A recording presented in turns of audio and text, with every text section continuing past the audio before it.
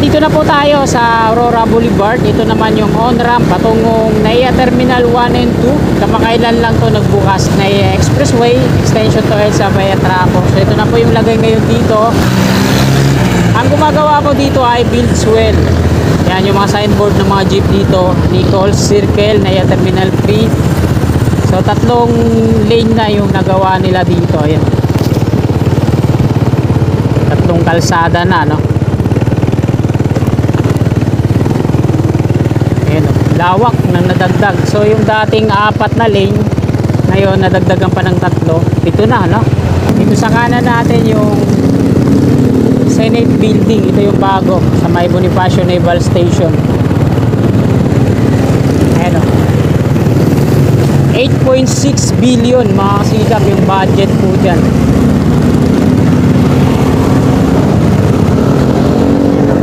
So hindi na tayo ihinto, pakita ko lang, ano.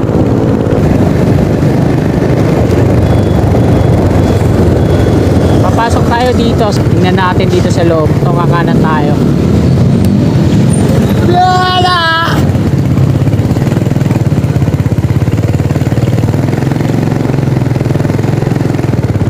Malawak na to dito mga kasikap. Posibilidad na baka ito yun yung maging stasyon ng NSCR. Yan yung malawak na to dito. Sir, magandang tanghali po. Itatanong ko lang sir, kung dito ba yun sa malawak na to magiging stasyon ng NSCR Senate? Dito? Ay, mga kabayan doon. Hindi, kita mo yung building niya mataas yun, ano? Yung, opo, hindi, yung ano, yung magiging stasyon ng PNR, di ba wala na yung PNR? Papalitan na siya ng NSCR. Ah, yun sa kabila. Oo, dito. Akala ko ito yung mga bakanting lote na to dito. Privado, no?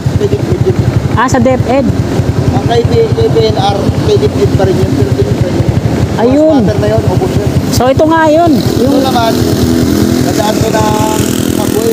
Oh, ayun yung subway po dyan sa harapan ng Senate Building. Tapos yung... Ito yan, dadaan. Oo nga po eh. Kuha yan dyan, no? Ayun, kaya pala may Yung mga... PNR naman, kita mo yung tulay dyan? Opo, opo. Dito. Tapos may mga bahay dyan, barangay niya ng Opo, ayun, oh. Ubos yun. Sinimulan ko to, walang naniniwala sa paligid ko.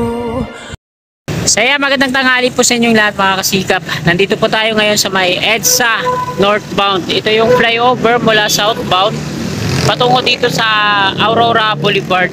At mag-update po tayo ngayon dito sa NAIA Expressway extension to EDSA via Tramo hanggang dun sa may NAIA Terminal 3. Titingnan natin kung ano na yung update dun sa may circle, no? Yung ginagawa nilang road widening. So bago tayo magtungo doon, ayan, tingnan ko po muna dito sa ilalim ng flyover na to. Papakita ko sa inyo, no? So maganda po yung mga paso dito. Ayan, maraming halaman. At ayan yung MRT3 sa kaliwa. At ito yung Aurora Boulevard. So papakita ko sa inyo yung sinasabi ko sa inyo, no, yung kung gaano kadugyot dito sa ilalim ng flyover na to. So makikita natin malinis yung mga pintura, walang vandalismo. Ayan yung mga paso, pero ayan yung basa na yan, hindi po yan tulo ng ulan, no? Ihi po yan. So tingnan natin yung portalet na sinasabi ko dito, no? Try natin mag CR. Iihi ako mga kasikap.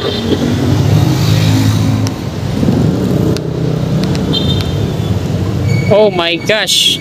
Tingnan nyo naman yung portalet, oh. Pasintabi sa mga kumakain. Dito naman sa kabila. Oh, ganun din. Grabe, no?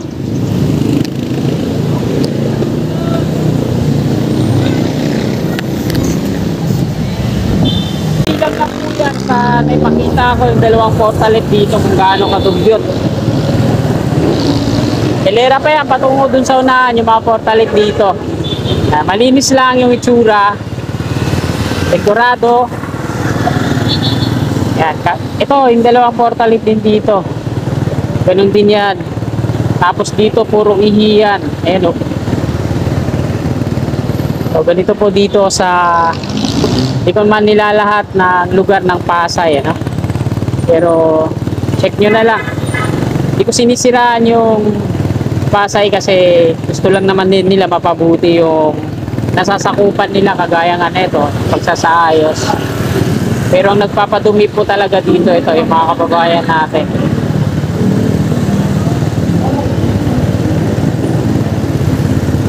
Dito naman sa ilalim, yan, kinambakan nila ng mga basura. At ganun din, may mga alagang aso, tali.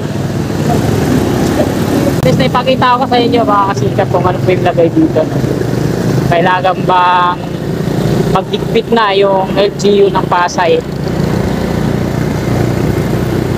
At dito na po tayo sa Aurora Boulevard. Ito naman yung on-ramp patungong NAIA Terminal 1 and 2. Kamakailan lang to nagbukas. So yung footbridge na yan, isa din yan sa mga na-vlog ko nung nakaraan. Makikita nyo naman, no, nanlilimahid yung kaitiman ng mga steps niya. Tapos dun sa taas, same din yung sitwasyon niya kanina sa pinakita ko sa inyo. Mas malala pa nga po dyan sa footbridge na yan. O, balik po tayo dito sa ating update na expressway extension to EDSA via Trapo. So ito na po yung lagay ngayon dito. Ito yung viaduct ng on-ramp patungo dun sa NAIA Expressway. Yung emergency bay dito na ginawa nila, yung mga lay-by, ito, mga ano yung nakapark, kabilaan na kahit hindi lay-by, ano, pinarkingan na. Ito, mga taxi. So, ayan, ipakita ko na po sa inyo yung update na kalagayan po dito. So, ayan yung mga median barrier. Gawa po niyan ay built swell. So, hindi na nila nilagyan dito ng mga ano, mga road markings. So ito yung ginagawa nila dito, yung may mga naka-install sa gilid-gilid na mga tubular.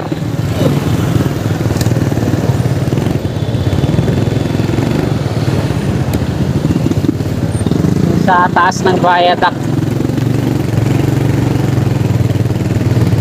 Grabe yung mga wirings dito, no? Octopus wirings. Kaya na yung expressway, galing gate 3 po yan, patungo dito sa Cavitex, Macapagal at Mia. Kakana po muna ako dito. Ito na po yung NAIA Airport Road. Gumawa naman sa part na to, dito sa pader, sa kanan, yung Arken.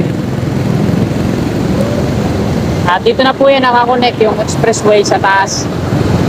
Ito yung dulo, no? Sa may U-turn slot at kakaliwa na ako dito.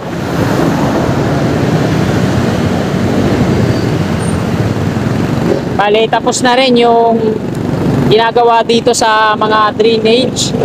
Dating round culvert, maliit, no? Ginawang box culvert. So ayan, yung walang asfalto nakikita natin. Ayan po yan. Diretso po tayo, Andros Avenue. Philippine Airlines po yan dito sa ating gawing kanan. Ito yung intersection. Mga papuntang EDSA northbound, kakaliwa dyan. Aurora Boulevard. Sa ilalim po tayo ng viaduct na expressway. At nandito na tayo, mga kasikap. Tingnan natin sa unahan. NAIA Terminal 3 Parking Extension. Yan. Ito yung circle dito sa harapan ng NAIA Terminal 3. Tingnan natin kung ilan na yung kalsada na nagawa nila. Ang gumagawa ko dito ay built swell. Yan yung mga signboard ng mga jeep dito. Nichols Circle, NAIA Terminal 3. So, 3 lane na yung nagawa nila dito. Ayan. 3 kalsada na, no? Ayan, lawak na nadagdag. So, yung dating 4 na lane, ngayon, nadagdagan pa ng 3. 7 na, no? Ayan po yung NAIA Terminal 3, parking. Tapos, ito yung billboard na hindi na gumagana. May bakod na red type na yero kulay asul. At ito na yung circle. So meron na silang 3 lane na nagawa dito, ano. At ito po yung latest na update ngayon dito. So paikot yan. Ang contractor po na gumagawa dito ay Buildswell. Under po siya ng SMC o San Miguel Corporation.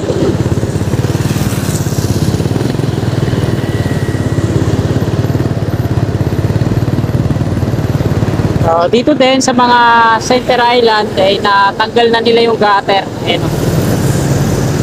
Tapos ina-asphalto nila, pinapantay sa pavement. Tapos lagyan na lang nila ng yung mga plastic cone yung nagdi-divide into two ways, no? Yan, tapos ito yung mga flexible post.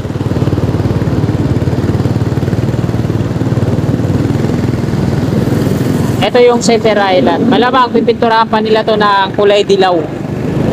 Pinaka ilalim.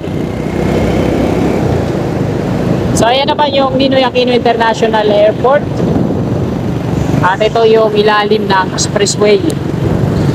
Lawak na yun, no? 1, 2, 3, 4, 5. So, 7 na. Lane na, no? Ninoy Aquino International Airport. May malawak na parking dito sa harapan.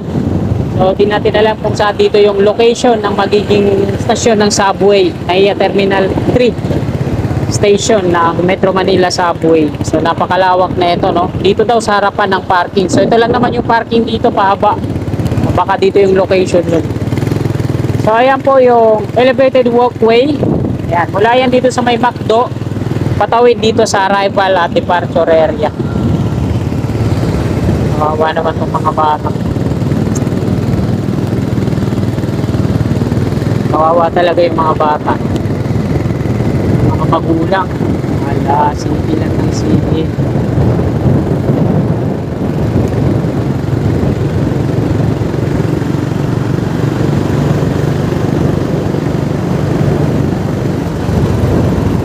Ayun pala yung Nichols Hotel. Ayun, no. Tapos yung mga parking ng motorsiklo dito sa likod natin.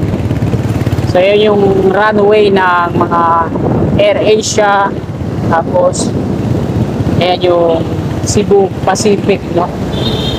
Sa kabila yung toll, mga paakyat ng expressway patungong Makapagal.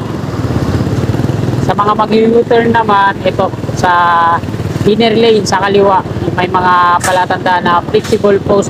U-turn po yan dun sa unahan. Sa mga packet naman patungong Skyway, dito sa kanan yung toll.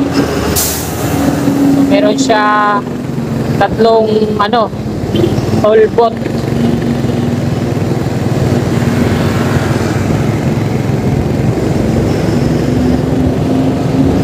Sa mga magtutungo ng Villamor Air Base, so dito sa kanan. Ayan yung Villamor Museum, PA Philippine Air Force Museum. Ayan naman yung gate 4 ng Villamor Air Base.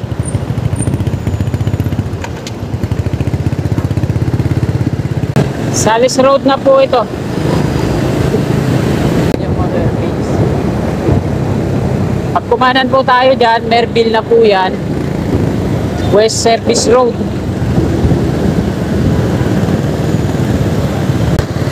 Skyway Stage 1 sa ating unahan. Wala po yung Skyway Stage 3 sa Buendia patungong Bikutan.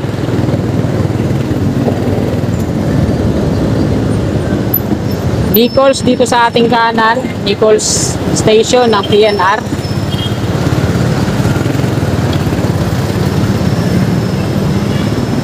Pag kumanan kayo dito sa stoplight, patungo kayo ng FTI at Bikutan.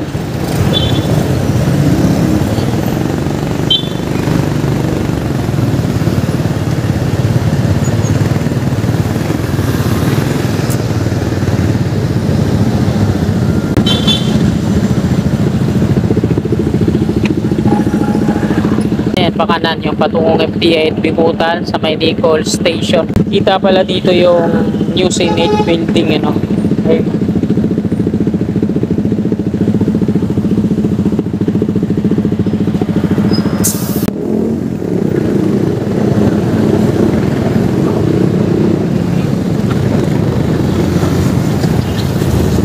Kaliwa muna tayo dito, baka kasikap.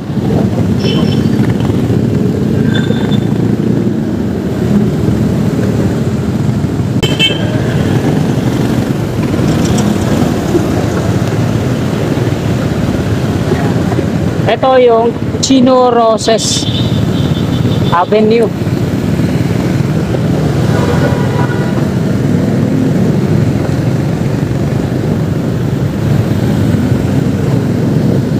Ito yung mga kabahayan dito sa kaliwa.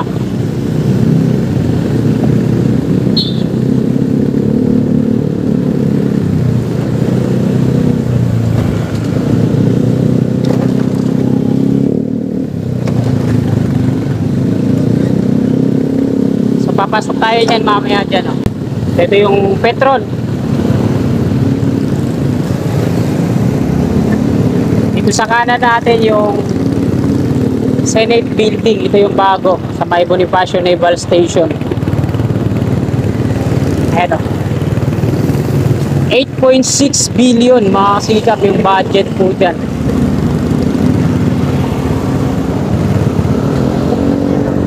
Hindi na tayo ihinto. Pakita ko lang ano.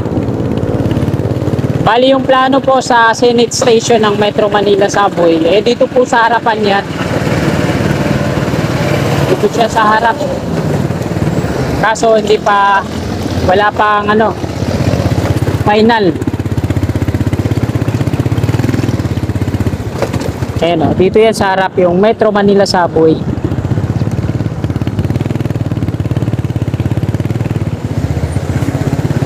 Ayun yung pasong Tamo Bridge. So di na ako didiretso doon. Hindi muna ako dito. So bawal pala talaga magpalipad dito ng drone. Ang bababa ng aeroplano yung galing sa NAIA.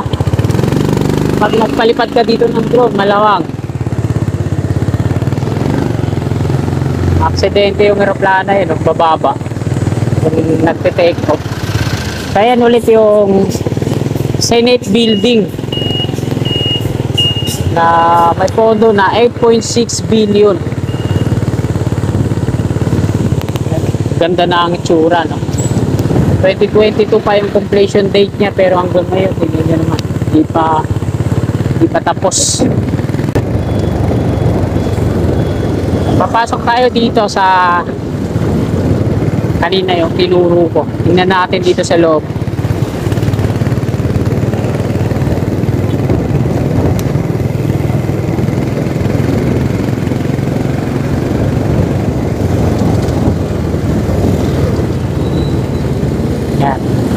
Dito sa bakante na to, kakanan tayo. Lala!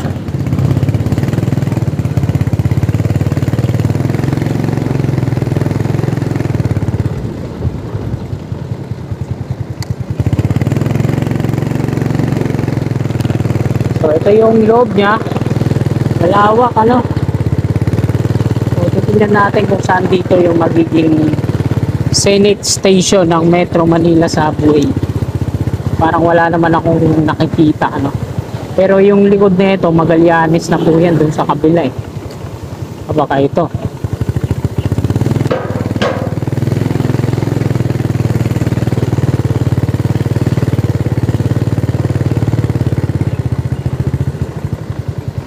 Ang lawak ko.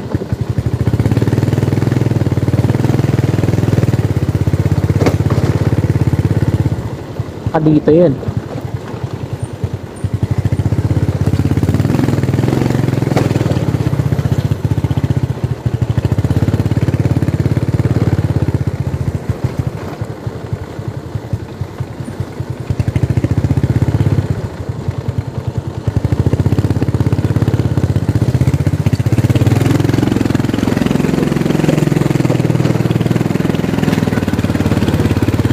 Kaya yan dito.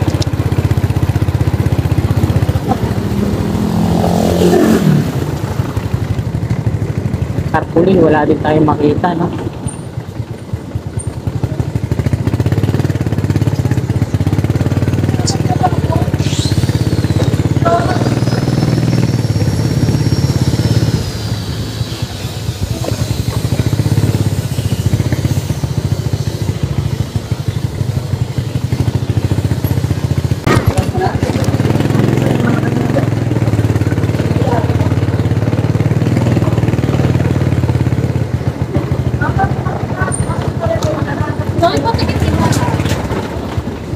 barangay na po.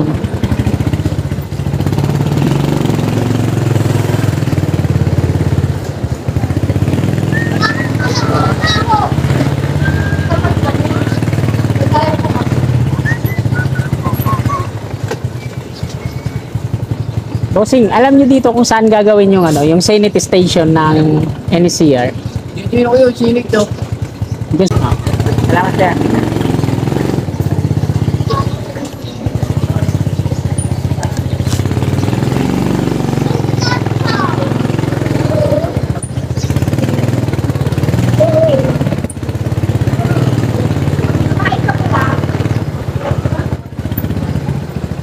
Bossing, pwede magtanong. Saan dito yung gagawing Senate Station ng NCR? Finish? Senate. Ah, ito. May ano. PNR Road. Ay, may mga markings pala dito. R. Oh, PNR yung gagawing station, Senate Station. Sa doon yun, no? Saan ba yun? Gagawing station na yun ang Senate Station, PNR. Yung yata. Yung yata. Ah, yung bakante dyan. Ito may mga markings, oh. Sir, salamat ah. Ayan, oh, may mga markings dito, ano. Dami. So, ito pala yung mga kabahayan dito. Apektado din pala sa NSCR.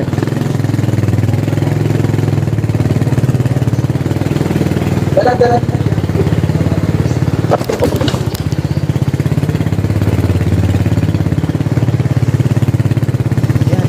Dito pala to, no.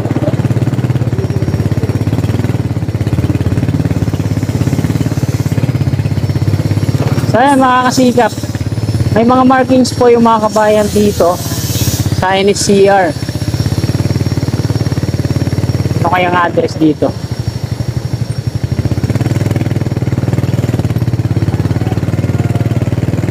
May mga nakalagay na PNR Road.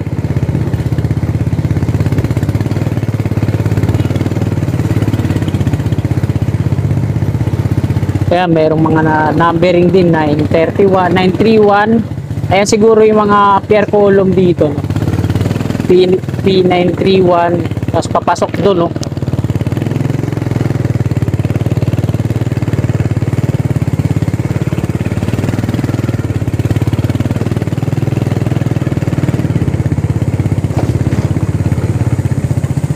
Baka yung malawak dito, baka ayan yung malawak dyan, ayan ata yung ano, no parking.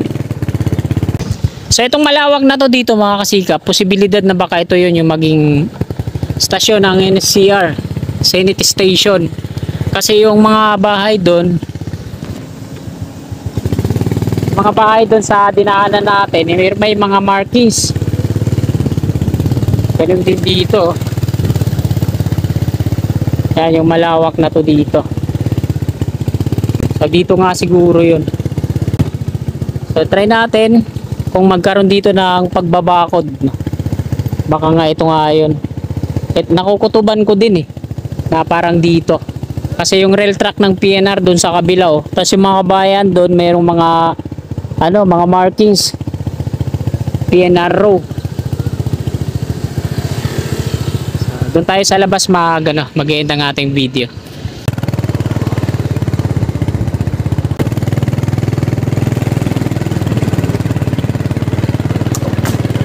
Pero kahit pribado to, pribado nga kasi may gwardiya Tanungin natin yung gwardiya.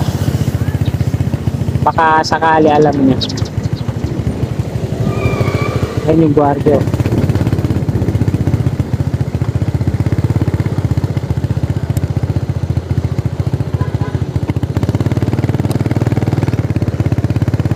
Sir, gandang tanghali po. Itatanong ko lang sir kung dito ba yun sa malawak na to magiging stasyon ng NCR Senate? Oo, dito. Akala ko ito yung mga bakanting lote na to dito. Privado no? Ah, sa DepEd. Ang kay PNR, PDP pa rin yan, pero PDP pa rin yan.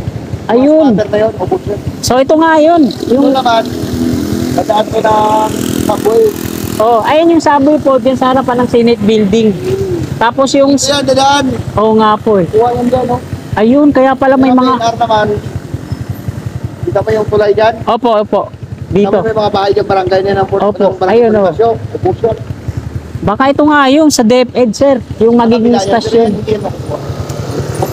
Kasi malawak pa yan hanggang doon sa likod, no? Yun. Ang lawak ng lupa ng DepEd, hanggang doon yan sa may Oo nga, dulo. sir. Hanggang doon sa dulo, Hanggang doon yan, napakalawak. no? Pinasok lang nila. Eh, yung PNR, pahaba lang yung stasyon nun, eh. Saka ano yan, sir, gagawin nila din ng parang puti, ano nila yung Warehouse? warehouse nila. Ayun. Nakagawa, ano. Opo. O, paano, sir? Magandang tanghali. Thank you very much po. Ah, dito pala.